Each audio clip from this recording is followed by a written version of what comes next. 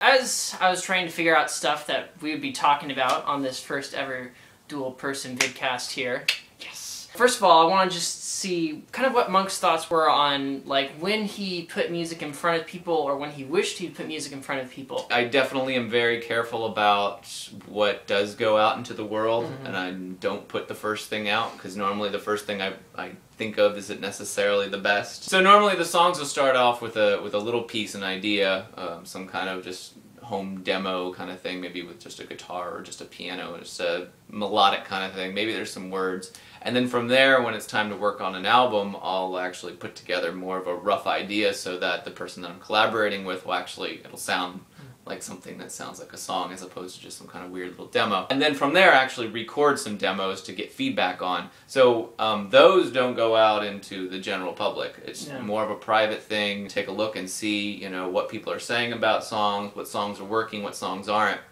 And then we record the final thing based on that feedback. I started doing that with Calendar, and I found it to be one of the most valuable things I've ever done. I mean, it's a little rough. I mean, people will beat up on the songs a little bit, but you know what? I'd rather them beat up on them when they're, you know, just being heard by a few folks than when they're out there and into the world. And I wish I had done it more on my earlier albums. I'll definitely be doing it on this record and getting some feedback before going to record the final thing. And I'd agree. Put your music in front of people before you make wide release. Please! Yes. Please! Things that you tend to write and tend to do, not all of them are great. There are some things that you really shouldn't do. There are some things that I really shouldn't do that I try and do. Perfect example with the last album. I had one or two people that I sort of had stuff in front of, but they weren't necessarily really into the genre that I was writing. Once it came out, my friend Doug over at Sour Grapes Winery wrote a review of it, and he was very nice, but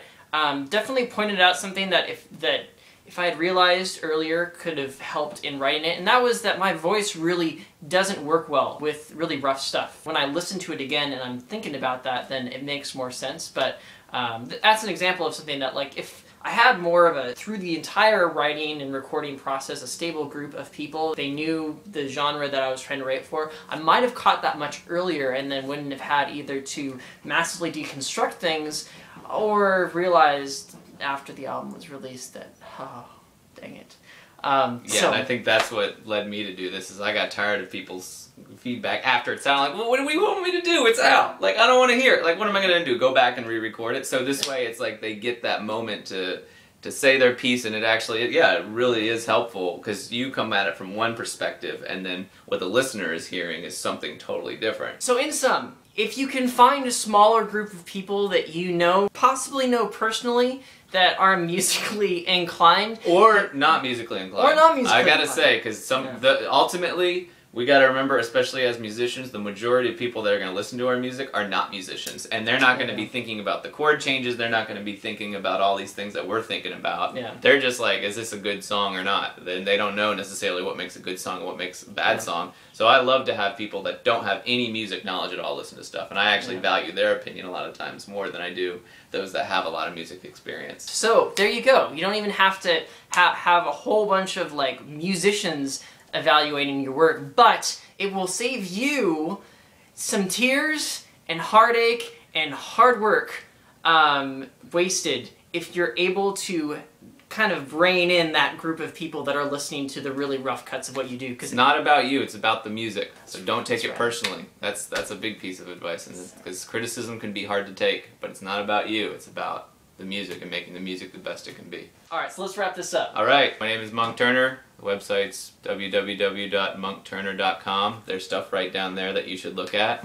And all my music is available online for free download via Creative Commons licenses. Got about 100 songs and counting up there on my website. So plenty of music to keep you busy for many, many days. And check back here for the blog updates. I'll be updating as we get into the recording process, and there's cool things to take pictures of. For those of you guys that are familiar with my music, I do appreciate you listening. Thank you. Thank you very much. Have a great day, and I will see you next week.